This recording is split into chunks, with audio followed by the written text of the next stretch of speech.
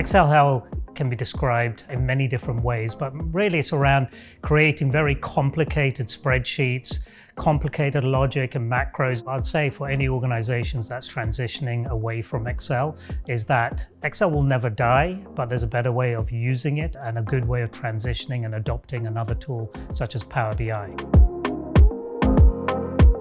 We're not here to say, you got to eliminate Excel. But what they're really looking for is how do we take a lot of the stuff that we're doing and how do we move that into a BI tool like Power BI?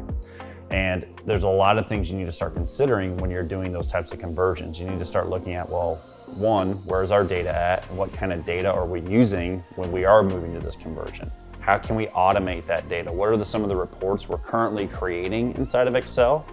And can we consolidate those reports into one? Power BI is really about, automating a lot of those mundane processes that Excel has, but it's also about making the data more efficient when it comes to actually analyzing that information.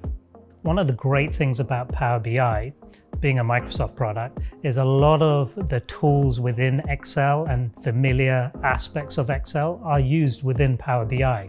So for example, Power Query is heavily utilized within the Power BI environment. So for most people who are transitioning their knowledge now from Excel to Power BI, they'll see some familiar aspects of it, but different aspects will be much more powerful and being able to use in an enterprise fashion, both from a BI perspective and from a planning perspective as well.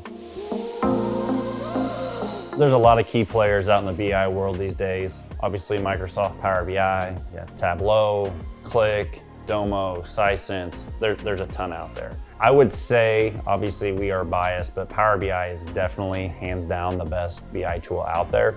And the reason for that is its data modeling capabilities. It does have a lot of great visualizations and is continuously innovating itself on the visualization side, but when it comes down to data modeling and your ability to basically analyze and create multiple reports off of a single data set is really what it kind of brings to the table.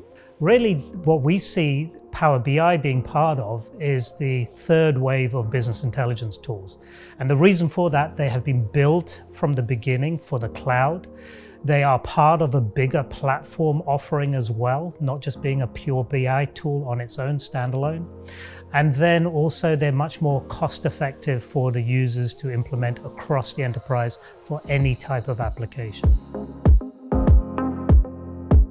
How does an organization choose the right BI tool? Look at what you're trying to achieve from the BI tool for the particular application you've got, and then go from a data perspective. You gotta have the tools.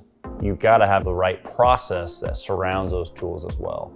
And what I mean by that is, I might have the best BI tool in the world, Power BI, right? But if I don't have the right process to maybe collect my data, to represent my metrics, that tool doesn't do me any good. It's all about the people that are using it and the processes that you surround it with. So you might say, hey, I want to move from Tableau to Power BI. I want to move from Excel to Power BI, Domo to Power BI. It doesn't really matter, because if you don't put those right practices in place, you're going to end up having an unsuccessful deployment of Microsoft Power BI. And Collectiv has the expertise to ensure that that is a success for you, because we have the knowledge, we have the consultants, and we have the people who have done it before.